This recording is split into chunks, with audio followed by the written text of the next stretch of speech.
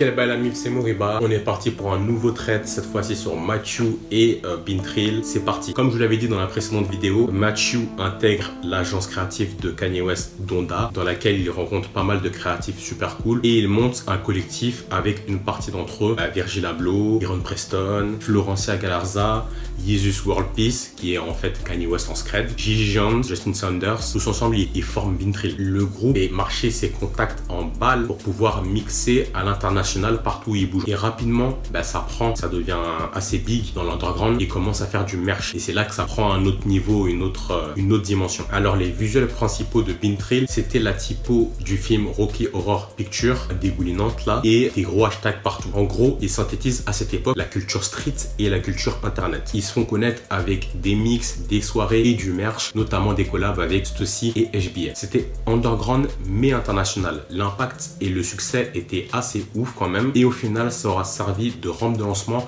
à pas mal de membres du groupe. Matthew lui-même disait qu'il pensait pas que ça allait prendre autant et qu'il avait été surpris. En gros, Bintril, c'est un super exemple pour montrer ce que le marketing d'influence peut créer, surtout pour des gens super connectés et influents comme eux. En gros, ils se sont fusionnés et ils ont donné les pièces du merch à tous leurs potes cool, en l'occurrence Kanye, Rihanna, A$AP Rocky. Le projet il est monté en balle, mais il est redescendu aussi rapidement. Mais les mecs, ils ont fait ce qu'ils ont à faire. Ils ont gagné leur oseille, ils ont pris leur influence et leur popularité. En 2015, la marque Bintril est vendue à Paxson, donc du coup euro, et aussi il brûle la marque en faisant ça. Dans le même temps, A$AP Rocky, qui a accessoirement bien porté Bintril, les clash, eux et HBA, dans le son Multiply. En fait, le boug a le seum parce que ces marques-là ont profité de son style et de son look pour monétiser ça fort de ouf, sans compensation ni crédit pour A$AP Rocky. C'est largement compréhensible que Rocky se sente lésé par rapport à ça, mais Chacal, tu joues à quoi? Les carrés, ils sont que dans le business, ils s'en battent les steaks. C'est-à-dire que eux, s'ils peuvent faire les sous et rider sur ton truc, ils vont le faire. Après, je pense que HBS c'est différent parce que HBS, ils voulaient pas forcément rider sur le côté hip-hop, etc. Et plus en mode vraiment marque de mode, avec du sens. Mais peu importe qu'ils veuillent ou non